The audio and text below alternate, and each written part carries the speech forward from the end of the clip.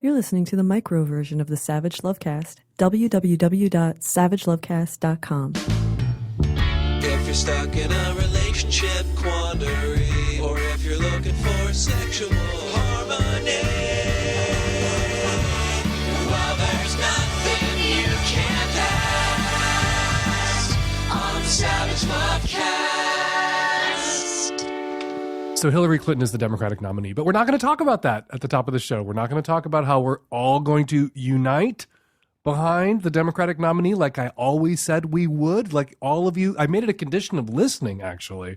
It was a condition. You only had my consent to listen to my podcast. I said this at least a year ago. If you agreed before the nomination contest was completed to support whoever got the Democratic nomination. And now we know who that person is, and it is Hillary Clinton. So those of us who were bitextual all along are now shifting all of our support to Hillary's side. But all of you who were for Bernie, welcome to the Hillary camp. Whether you like it or not, here we are. And I know that everybody who supported Hillary all along would be marching into the Bernie camp had Bernie won, because you know what? Everyone who supported Hillary 8 years ago marched dutifully into the Obama camp when Hillary lost. So we've seen Hillary supporters do. Hillary supporters, long-term supporters, have already done what Hillary supporters are now asking Bernie supporters to do, which is to support the nominee, even if it ain't your guy or girl, as the case was 8 years ago. I want to talk about infidelity. I want to talk about cheating spouses, which is probably something that's going to come up a bit over the course of the general election campaign here in the United States, because Donald Trump insists he's going to make it an issue. But I don't want to talk about Bill and Hillary aspect of marital infidelity. I want to talk about gender equality and that aspect of marital infidelity. A few years ago, actually quite a few years ago, 12 or 15 years ago, I think I was on Real Time with Bill Maher, and we were talking about cheating. We were talking about infidelity. And I pointed out that lesbian relationships were the most likely to be, quote unquote, successfully monogamous, followed by straight relationships, a little less likely or a lot less likely than lesbian relationships to be, quote unquote, successfully monogamous, followed by gay male relationships, which were the least likely to be successfully monogamous, or as I like to say, the most likely to be successfully not monogamous. And I pointed out to Bill and the rest of the panel that if you think infidelity is a problem, that it's clear that men are the problem, because men are likelier to cheat. Hence, lesbian relationships least likely to be touched by infidelity, straight relationships more, there's a man there, and gay relationships most, because there are two men there. But more and more social science is coming in, more and more studies are coming in, showing that women are gaining on men, that women, married women, are almost as likely now to cheat as married men, that we are achieving near parity, and we will probably achieve parity soon. So what we used to frame as something women wouldn't do or didn't want to do, cheat on their spouses, was actually something women, we now know, and the research is bearing out, women couldn't risk doing. Oh, they wanted to, but they couldn't because, well, male violence, which is still a risk and still a problem. But as we can see now, as the research is showing now, this is why I want to retract the statement I made on Mar 15 years ago. Men weren't the problem. Humans are the problem when it comes to monogamy. And the reason women cheated less or were less likely to cheat was because cheating risked impoverishment. That cheating for women came bundled with other risks besides just divorce. The risk of violence still comes with that risk. The risk of impoverishment. What they're showing, what the research is showing, that is as women entered the workforce, as women, many of them now begin to make as much or more money than their male partners, heterosexual women or bisexual women in opposite sex relationships, they are as likely to cheat as men in those relationships because they feel empowered, as men had always felt empowered. Not to cheat. I don't think people should feel empowered to cheat, but empowered to take that risk. Because if worse came to worse, they would only maybe be facing divorce if they couldn't work through it. They wouldn't be facing the slut label necessarily, and they wouldn't be facing economic devastation, which was really what kept women in line in a lot of long-term relationships, what kept women from cheating. More evidence, I think, not that we fail at monogamy, strict monogamy, but that monogamy fails us, because when people have the means and the ability, they will cheat. And as other research shows, it's not that they're cheating because they're unhappy or not in love with their partners. People cheat for all sorts of reasons, and sometimes people cheat on people that they love and do not wish to leave.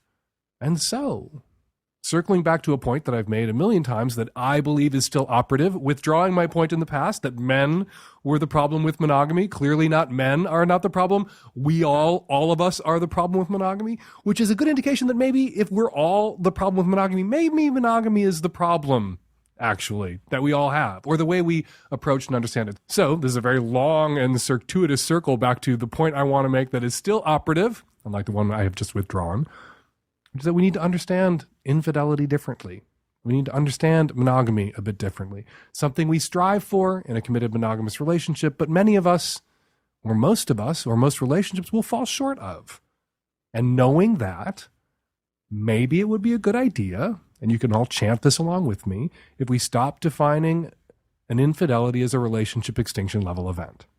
Knowing that it almost inevitably will happen, and knowing as women are increasingly empowered, making their own money, making as much or more money than men, to risk it too, maybe now's the time to stop inflating monogamy to the greatest of all betrayals.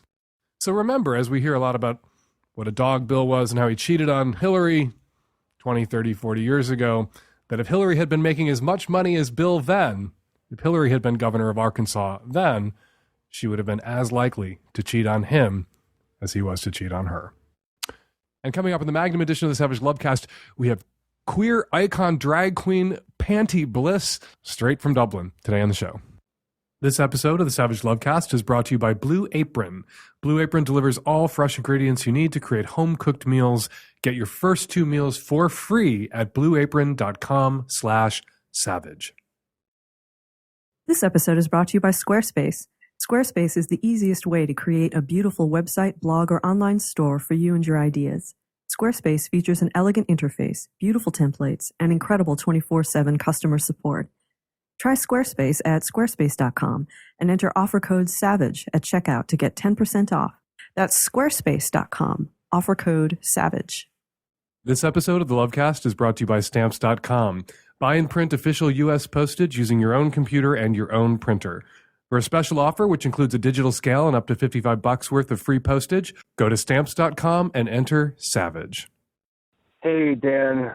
So I've been hanging out in the deepest, darkest corner of my closet for probably about 13 or 14 years now. I'm in my early 20s. I've been living with my parents for a while for financial reasons, and I live in a rural, conservative area, but I have plans to finally move to a more liberal metropolitan area later on this year. It's not super far away from where I am now, but it's far enough that my parents won't be very involved in my life. So my question is, after I move, do I really need to come out to my parents? It seems like coming out is always a part of every gay person's story, and I've been thinking about it a lot, and personally, I can't come up with a single reason that my life would be better having told them. It's not going to be like the coming out stories in every freaking TV show and movie now. It's not going to be like where the gay kid is nervous about coming out and then his parents are all loving and accepting and, oh, nothing's changed, we still love you. I'm sick. God, I'm sick of that shit, because there is a 0% chance that's going to happen to me. My parents are fundamentalist, evangelical Christians. I've been raised in that my whole life. And if I tell them it's going to ruin our relationship, I mean, they'll make it about them. They'll make it about how much it hurts them, how it's going to affect people's perceptions of them as parents and as Christians. It's all going to be about them. And I mean, the best case scenario, I think, is that maybe they'll continue speaking to me, but they'll keep bringing up, confessing sins and asking for God's forgiveness every 5 minutes. So anyway, I'm sure there must be a positive aspect to coming out because people keep doing it. But could you help me understand what those positives are? I'm trying to figure this out on my own. I can't talk to anybody about this. I really have no idea what I'm doing when it comes to this part of my life.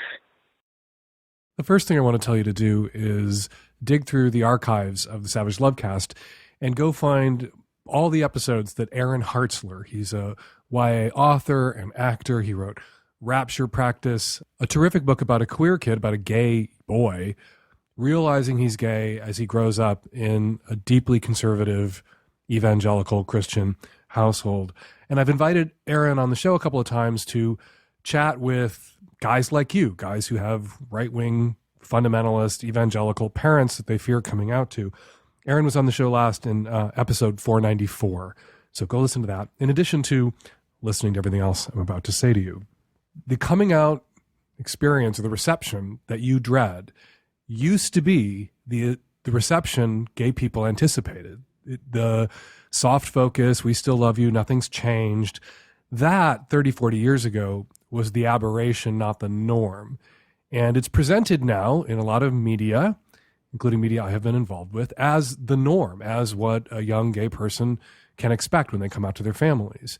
It isn't a universal experience. I think it is increasingly perhaps the plurality of the gay experience of coming out, that families try to do right by their kids and try to love them and struggle to accept as opposed to instantly reject. But there are still queer kids out there, trans kids out there, who are rejected by their families and pretty cruelly when they come out to them. So you are not alone in this fear. It used to be what we all feared. It used to be what almost invariably we all got when we came out, but that has changed. In addition to listening to episode 494 and other episodes of the Lovecast with Aaron Hartzler on them, I would encourage you to read Armistead Maupin's Tales of the City books, because there's a gay character named Mouse in the Tales of the City books who is not out to his parents back at home who are conservative, and he hosts them. They come to San Francisco to visit him where he is living an out gay life in the 70s. And he hides his sexuality and he hides his friends and he hides. And as soon as they leave, as soon as they go home, he realizes that he can't hide this shit. He can't hide himself, this shit. He can't hide himself, the truth about himself from his parents anymore. And he writes them a heartbreaking letter and sends it. And God, you just have to read the book, Armistead Maupin, Tales of the City. And the expectation that this character has, that Mouse has, that so many gay men of his generation who actually existed, who were coming out at the time, had, was that he would never hear from his parents again, that they would reject him. And it was sort of a, this is who I am, it was nice to know you, goodbye letter, with a little hope at the end that maybe they could one day accept this. So you're not alone in this experience. You might want to reach out to some gay and lesbian elders, in addition to this old faggot, to put your problem in perspective, because your fears will be familiar to them. Your fears used to be universal. Now, I'm backing into actually answering your questions. Do you really need to come out to your parents? No, actually, you really don't. You can move away, you can run away, and you can wait them out and hope they drop dead before they ever discover the truth about you. But when you say you can't think of a single reason to come out to your parents, I can think of lots of reasons to come out to your parents, even if they're going to have a bad reaction, even if you're never going to hear from them again, or every time you do hear from them, it's garbage. They could change. They could come around. Coming out to them proactively instead of waiting for them to figure it out or discover it. We do live in a digital age. Presumably your parents are online. Hiding your sexuality from them means policing your Facebook page, your online presence, anything anybody else might say or write about you online. It's going to be exhausting. You know, once you're out yourself and out to others, controlling how far that information gets is going to make you paranoid. Policing that information about yourself, trying to keep it from ever reaching your parents, that's an effort that's going to exhaust you in the end. And in the end, what do you get by not coming out to your parents? You fear that coming out to your parents means you're going to destroy your relationship or not have a decent relationship with them. But never telling them ensures that you will have no relationship with your parents, because the only way to keep this information from your parents over the next, how long are they going to live? 3, 4 decades, is to wall them out of your life. For fear of their rejection, you must reject them. For fear that they will cast you out, you have to cast them out. And what do you get in the end? You get the same goddamn thing. You have no relationship with your parents. That's what you said you feared. You feared if you came out to them, you would have no relationship with them. Not coming out to them ensures that you will have no relationship with them, or a relationship that's so compromised and awkward and untruthful that it's as much as having no relationship with them at all. Because you won't be interacting with your parents. You will be tap dancing around them, avoiding them, ducking and weaving and bobbing and self-censoring and editing yourself for 3 or 4 decades. It's exhausting. And in the end, what are you preserving? A relationship with two people who, at least right now, despise you or would despise you if they knew you? Is that something worth fighting to preserve? I don't think so. You will one day be without your parents. It is the natural order of things, should you outlive your parents, and I hope that you do. I hope all children outlive their parents. No parent should ever have to bury a child. So if you lose them before they actually die, you're in no different place, really, than if you should lose them to death. Except you have to shoulder the rejection that you fear. And I'm here from the future to tell you that there are a lot of people out there, a lot of gay, lesbian, bi, and trans adults who came out to evangelical, fundy Christian parents who said all sorts of shitty things about queer people in front of them for years, who, maybe after a year or two of throwing a fucking fit, came around. Your parents can't come around on this issue, also known as you, their flesh and blood, their son, until you tell them, until they know. You may come out to them and get absolutely the reaction you fear. Bible verses and screaming and yelling and crying and condemnation. You may have to endure that crucible before the tantrum ends, before you can get to acceptance, before they exhaust themselves, futilely trying to leverage you back into the closet somehow. A lot of people's parents throw tantrums when they come out. The final bit of advice, and you'll hear this, I'm sure, if you go back through the archives and listen to me speaking with Aaron about others in your situation, my standard advice for queer kids who are coming out to their parents, and you need to hear it, so even if you've heard it before, I'm going to repeat it. Right now, you fear their rejection. You need to go in there, if and when you come out to them, making them fear your rejection. Don't cower. If they reject you, you've been fired from a job you hated. You got kicked out of an apartment you could no longer live in or bear to live in. If losing your parents, losing contact with them is the price you have to pay to be who you are and to live and to love, that is a price that millions of gay men before you have paid. And millions of those gay men, hundreds of thousands of them, paid that price, rejected by their families, only to see a year later, 2 years later, 5 years later, in the case of my first boyfriend, 15 years later, to see their parents finally and ultimately come around and love and accept them. But you can't get to that love and acceptance if you aren't willing to pass through the fire first. Also something to consider, you're moving away to a more liberal area, presumably to have a gay life, to date people, to have relationships, to maybe have a partner if a partner is something that you want. You are a much less desirable boyfriend or husband while you are closeted to your family, because the person that you end up with, the person you wind up dating, or the people you wind up dating, most of them aren't going to put up with having to hide when mommy and daddy come to town, or having to be absolutely silent when you're on the phone with your parents, or having to never include a photo of you with them on Instagram or Facebook. Because to be in a relationship with a closet case is to be dragged back into the closet yourself. And most out of the closet adult gay and bi men are not willing to be closeted anymore for anyone, for any reason. Most, almost all, are not willing to be closeted to have that particular boyfriend. That price is too high. The emotional price is too high. These days, people march out of the closet for once and for good and forever. And if the price they have to pay to be with you is to be closeted again, you're going to have a hard time finding that boyfriend or finding that partner or finding that husband that you may want. A husband, a boyfriend, a partner, partners, boyfriends, they are your present and they are your future. Your parents are your past. You should be willing to sacrifice your past for your future. Hey, Dan. I am a 30-some-year-old female living in a big city on the East Coast, and I have found out that my a long-term boyfriend of about 7 or 8 years signed up for a sex app.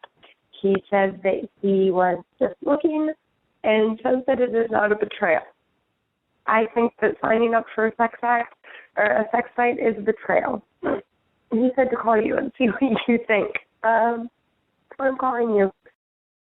Well, gee, you're talking to the guy who doesn't think cheating on someone is necessarily in all cases a betrayal. So just laying my biases out there at the start.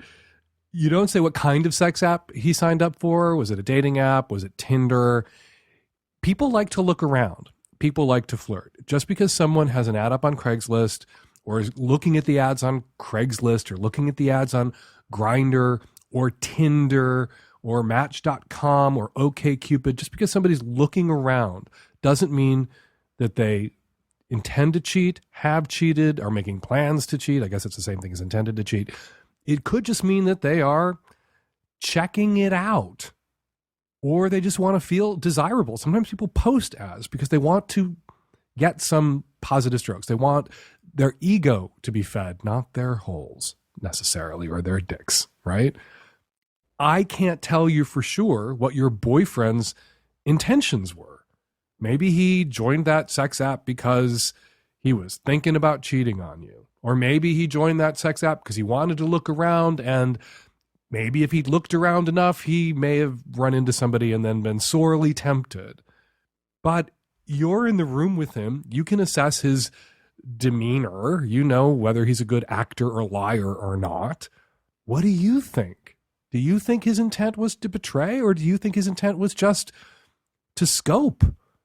You have this digital trail now, or we all have these digital trails now. We all leave these digital trails. We're all able to check up on things that in the past we never would have been able to check up on. If your boyfriend every once in a while on the way home from work or after work stopped in some bar near his office where people got flirty and occasionally eye banged some girl or even flirted with a girl or had a drink with a girl and then left and came home to you and was completely faithful to you, but for that relatively innocent, life-affirming, hotness-affirming, ego-stroking, quote-unquote betrayal, you would never know. You would never be privy to it. He could have this little private, erotic interaction, and you would be none the wiser, but he joined a sex app. It's on its phone. Presumably you snooped or he left it open and you found it. And so now you know something that 20 years ago you never would have known unless somebody ratted your boyfriend out to you because they saw him in a bar having a drink with some woman. Those interactions are often harmless. People want to feel alive. People want to feel desired. And not just desired by the person whose job it is to desire them. In some ways, flirting with somebody else who doesn't have to flirt with you, who doesn't have to fuck you, who doesn't have to tell you you're hot, it affirms what you're hearing from your long-term partner. You hear it from your long-term partner and you're like, part of you is like, yeah, but you have to say that. You're going to say that. Whether it's true or not, whether you feel that way or not, whether I'm actually still hot or not, it's your job to say that shit to me. Sometimes hearing that from someone who's not your partner, who's not their job to say that shit to you, it helps you to believe your partner when your partner says that shit to you. So it redounds to your benefit potentially if he gets out there and gets his flirt on every once in a while, virtually, digitally, or in real life. Because that affirmation that he's getting is not just an affirmation of his own hotness, but an affirmation of everything that you've been telling him, presumably about desiring him. But only he knows what his true intentions were. Maybe he was, at 7 or 8 years, seriously thinking about fucking someone else. And maybe that's as far as it went. Maybe he thought about it. Have you ever thought about fucking somebody else? Have you ever flirted with a guy at the gym? Have you ever flirted with a guy at work? Have you ever flirted with a guy in a bar? Have you ever flirted with a guy at an airport, on an airplane? Have you ever been on vacation without him? Flirted with somebody? Have you ever thought about fucking somebody else at 7 or 8 years? I bet you have. I would be shocked if you hadn't. But just because you thought about it or contemplated it or even took one step in the direction of it, it doesn't mean that you were going to do it. It doesn't mean that you weren't going to at some point come to your senses and turn back, or didn't. if you've been in all those situations. If he says that he had no intention and you choose to stay with him, you're going to have to choose to believe him. Refrain from shaming him about it. Refrain from policing his every action. Not have meltdowns about it. And keep the snooping to a respectful minimum. It's so satisfying to cook at home. Unless you're me, because I hate to cook. But Terry loves to cook. And planning meals and shopping, it takes up a ton of time he doesn't always have. And Blue Apron can really help with this. They're helping us out. It has been a godsend for me and Terry. For less than $10 per meal, Blue Apron delivers all the fresh ingredients you need to create home-cooked meals at home yourself. Just follow the easy step-by-step instructions. Each meal can be prepared in 40 minutes or less. No overwhelming trips to the grocery store. No more sad takeout. No matter your dietary preferences, Blue Apron makes it a breeze to discover and prepare dishes like Hoisin braised chicken meatballs with zucchini and brown rice, and tempura 8-ball squash tacos with avocado cucumber salsa. And recipes are between 500 to 700 calories per portion. Delicious and good for you. Right now, you can get your first 2 meals for free at blueapron.com/savage, just like me and Terry did. But now we are paying customers of Blue Apron. But you right now can try out those 2 free meals by going to blueapron.com/savage. Blue Apron, a better way to cook. Hi, Dan. I am a 25-year-old female living on the West Coast. I don't know if I'm calling you with a question as much as just like a statement. That's something I'm dealing with sexually. Like, I just love to fuck strangers. Like, I love the anonymous aspect of it, but in the past, it's definitely gotten me into trouble, and for that reason, it's something I don't currently do. I'm in a relationship and have been for the last few years, and we are monogamous, and I've not gone outside my relationship, but in the last 6 months, I feel this, like, burning desire towards, like, what I used to go after, and I don't feel like I'm planning on doing so, but the desire is still there, and I don't know if it's something I'm missing or if it's just this dull urge to want to do something that I guess I miss doing sometimes. Anyways, I don't know. I'd just like to know your thoughts. I'm sure I'm not the only one out there feeling this way, so I just really like some insight because I feel like it never leaves my mind for a very long period of time. I want to say it's natural, but it's not natural at all. It's typical to examine your issues through the frame of moral judgment, right? You want to fuck strangers. There's something wrong with that. Maybe you're into it because it's transgressive or it's taboo or it's dangerous or it's risky. And that's what excites you about it. And that's a problem. And we have to solve that problem so you can have a stable monogamous relationship that's safe and cuddly all your life. And we need to figure out what's at root here, what the root cause of this troublesome, irksome desire of yours is, so we can pull it out by that root and free you from this. And I sit here thinking, I'm listening to your call, and I'm just thinking about what we know now about birds that nest together, birds we used to think were monogamous pairs. And what we know now about those birds is there's the bird you share the nest with, and then most of the female birds, zip off every once in a while and fuck some strange goddamn bird, some bird they're never going to see ever again. They get some strange bird dick. And then they fly back home to stable Mr. Monogamy bird that they're going to sit on eggs with and bring back worms and grubs with and hatch these hatchlings with. But they're getting 2 different things from 2 different people. 2 different things, from 2 different birds or dinosaurs, depending on your perspective on birds. They're getting stable, home life, monogamy, commitment, egg sitting with this bird, and they're getting excitement, perhaps superior DNA, life with some rando birds, some stranger birds they're never going to see ever again. So who knows what's up with you? Maybe it is transgressive. Maybe it is a problem. Or maybe you're just one of them goddamn birds. We don't actually understand everything about human sexuality. And we share common ancestors with all these other animals, some of which behave in ways that are very similar to us sexually, and some of us behave in ways that are similar to some of them sexually. And how do you tease that out? How do you tease out what is culture or mental illness or self-destructive impulse and what is naturally occurring in the best of all possible world? Not 100% safe or always harmless desire or impulse or act, but an act that can be a desire that can be realized somewhat safely, and in the context of a committed relationship, consensually. You're in a committed monogamous relationship. You have this long-standing desire to fuck a stranger every once in a while. What do you do with that? Well, if your partner isn't open to an open relationship of some sort, you have to repress and sublimate that desire for the rest of your life, or the rest of the life of this relationship. Doesn't mean you can't still indulge in fantasy, doesn't mean you can't turn off all the lights and pretend he's a stranger.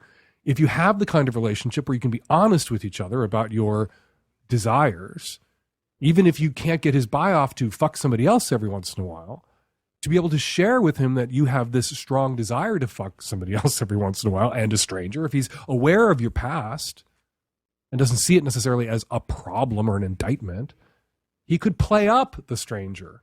This can be role play that you guys both engage in together, where he cranks you up by pretending to be someone he's not, which is what people do when they pretend to be someone's baby or someone's dog or someone's master or whatever the fuck. People pretend, and it's exciting and it's playful. So maybe he can help you scratch this itch with some role play.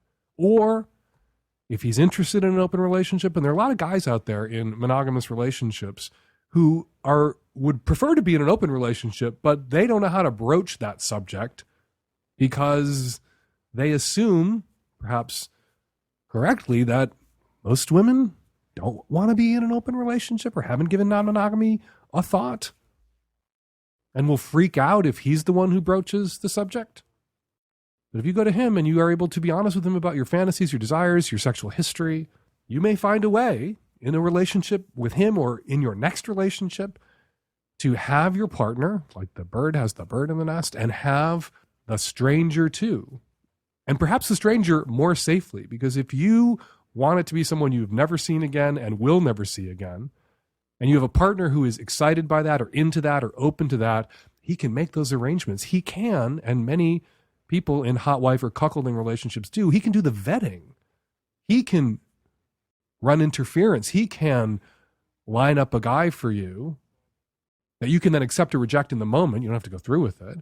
And he can know their names, know their phone numbers, have a conversation with them about consent, get a feel for whether they're going to be safe and respectful and fun and hot and sexy too. And then you say that in the past, there were times when it was risky or it was dangerous or shit went down. You may be able, with the right partner or even with this partner, to have him and have them with his help. This episode of the Savage Lovecast is brought to you by Squarespace, the simplest way for anyone to create a beautiful landing page, website, or online store. With easy-to-use tools and templates, Squarespace helps you personalize your site and make it your own. Their sites look professionally designed regardless of skill level, no coding required. The templates make it easy to use, and their customer support is friendly and accessible. Get a free domain if you sign up for a year. Start your free trial today at squarespace.com. When you decide to sign up for Squarespace, make sure to use the offer code SAVAGE to get 10% off your first purchase. That's Squarespace, offer code SAVAGE. Hi, Dan. I'm a 28-year-old straight single mom with two little boys that are 8 and 9. We left their abusive father in 2008, and with the newer laws in Florida regarding domestic violence history, it plays no part in the child custody agreement, and so now he has about 35% of the time. Before we left, I had brought it up that, what would happen if one of our children were gay, and his exact words were that he would beat them straight.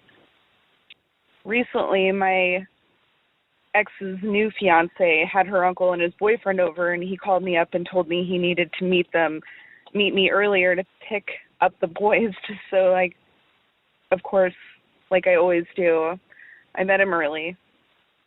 When we met, he told me that he didn't want the boys around gay people.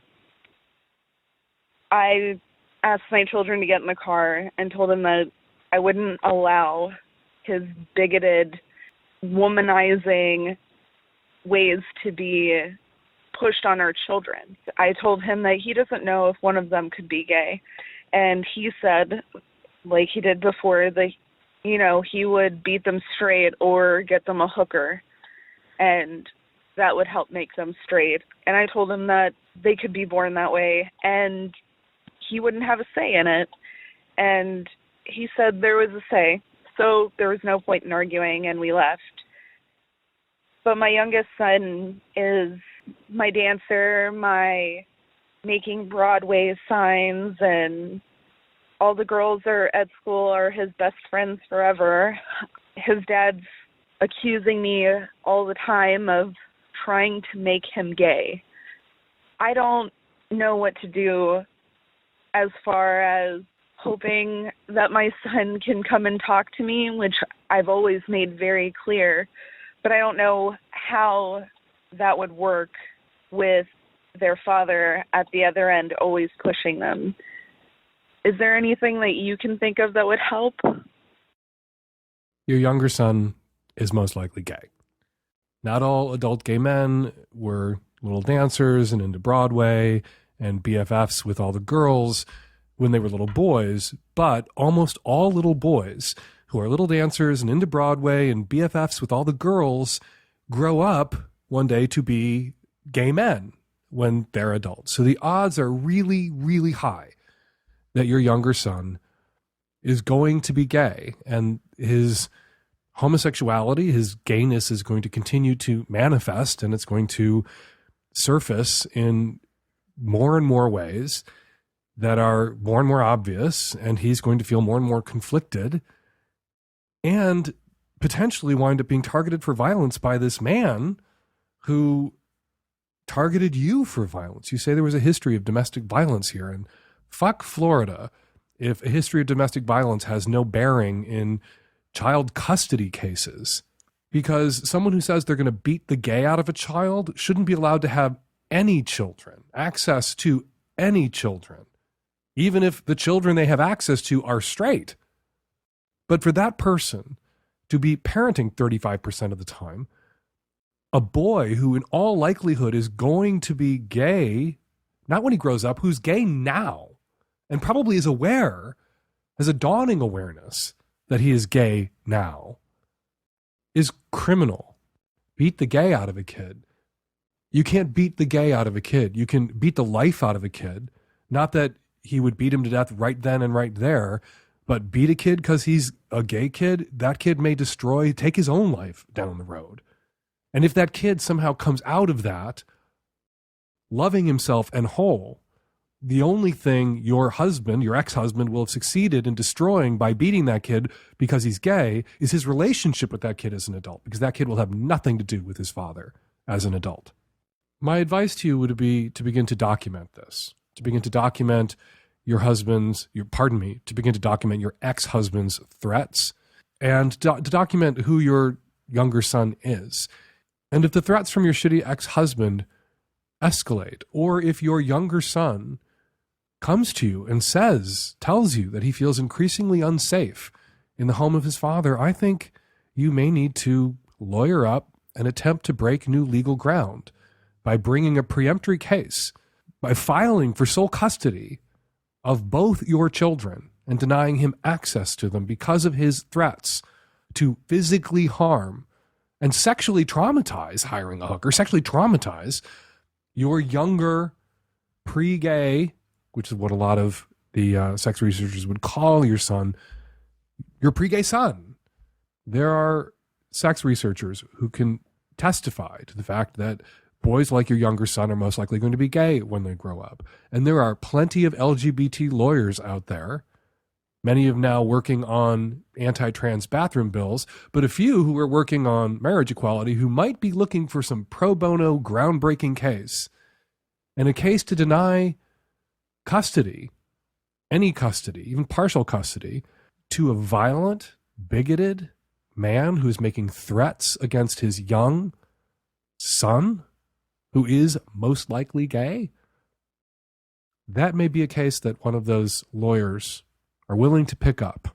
And I'm happy to put you in touch with some of those lawyers, some of whom I know personally, if this continues to escalate. In the short run, as painful as it might be to you, I don't know what kind of a relationship you have with your ex-husband's current dupe, fiance, but she clearly doesn't have a problem with gay people. Maybe the two of you working in some sort of concert can cow your shitty ex-husband, reaching out to her and saying you're concerned for your young son. You're not making him gay, but it sure looks like he was born gay and is going to be gay when he grows up. And you worry about what's going on in that house, and you need her eyes, and you need her help, and you need her to run interference for your son when he is with her fiancé, your ex-husband.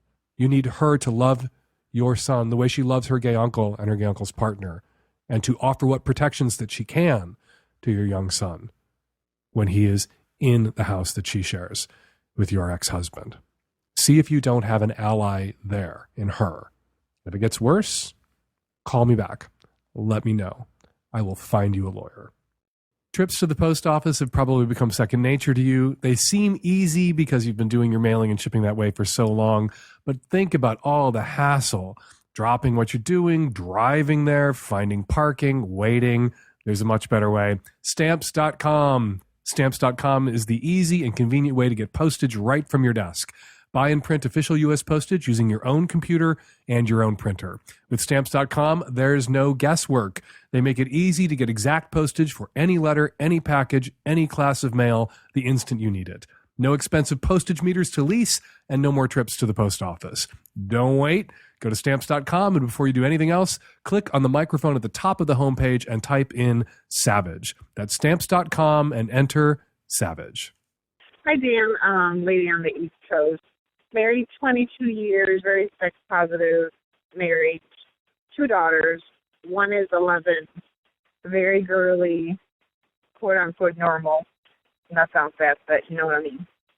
The other one is 13, and I can tell she's questioning a lot of things about herself. I would not be surprised if she was bi or even gay.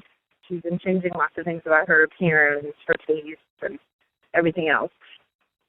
It's a process for my husband and I, but we're fine with it. I work in an environment that has a lot of gay people, so it's not anything new for her or her family or me. My problem is with my 11-year-old, and it's breaking my heart. She is just awful to her sister.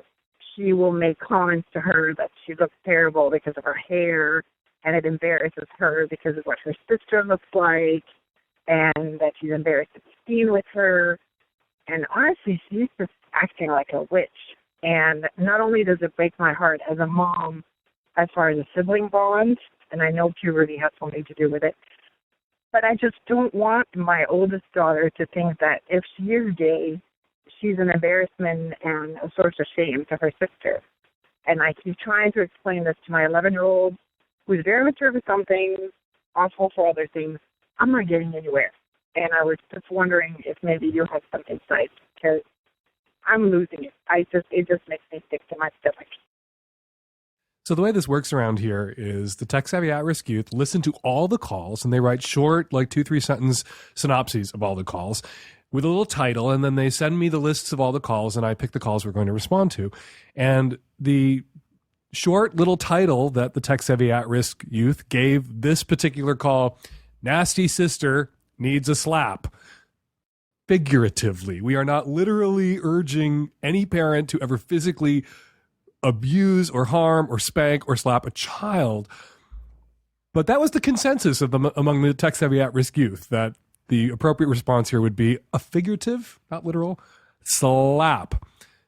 I have one question, though, that I think you need to put to the 11-year-old before you come down on her like 10 tons of shit, which is what you're going to have to do and keep doing until this stops. You need to ask her if she is being bullied because of her sister's appearance. If they go to the same school, if they go to the same parks, if they're in the same community, is she being picked on by her friends, by her peers? Is she being bullied because her older sister is a dyke, potentially, or genderqueer, or trans, or whatever? Is she being picked on because her older sister's non-gender conforming? It is often the case that younger siblings of obviously gay or lesbian or trans kids come in for bullying and abuse as well. And sometimes those kids, instead of being angry at the bully or bullies, are angry at the sibling, the older sibling. There was a case here in Washington State a few years ago where this kid's younger siblings were being picked on because he was gay, and he felt so terrible about it, he killed himself. It was utterly heartbreaking. So my first recommendation before the figurative slap is to reach out to the 11-year-old. Where is this coming from? Are you being bullied? Are you being picked on? Why are you so angry? Why does this matter so much to you? And if the answer is not being bullied, just she is a bully, then you got to come down on her. And don't come down on her with the expectation that one word, one confrontation, 10 tons of shit falling on her that mom pulled the lever on is going to fix it. It probably won't. 11, 12-year-old, 13-year-old girls and boys can be real relentless shits to their siblings. What matters to your older child is not you can make this stop. What matters to your older child is seeing you intervene, even if you have to intervene again and again and again and again. Because what you're communicating to your older child is that the way she's being treated by her younger sibling is unacceptable, and that there are adults in the world who can see that it's unacceptable, can see the injustice, and will do something about it. Not that you have to fix it or solve it or prevent it from ever happening again. How do you prevent 11 and 13-year-old siblings from being shitty to each other some of the time?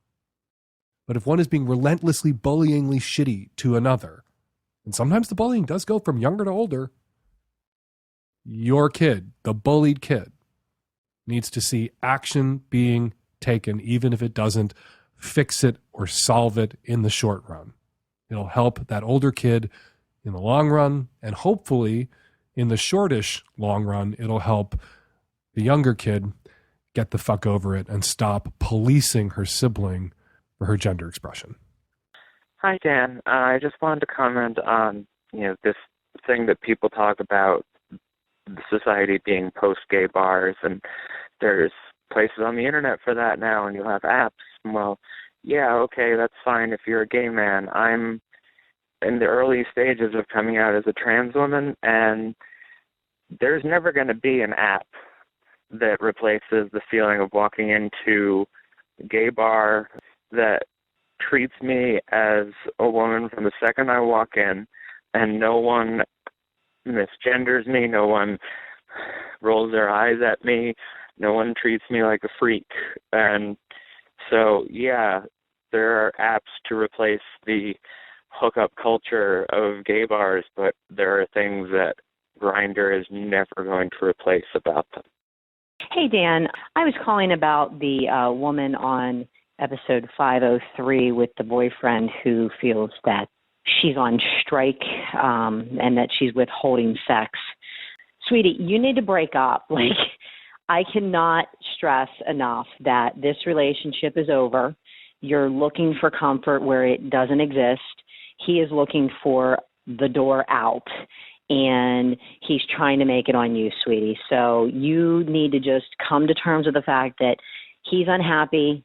You obviously are just pissed off, but I can tell, and I'm not an expert, a mile away, that this relationship needs to come to a screeching halt right now.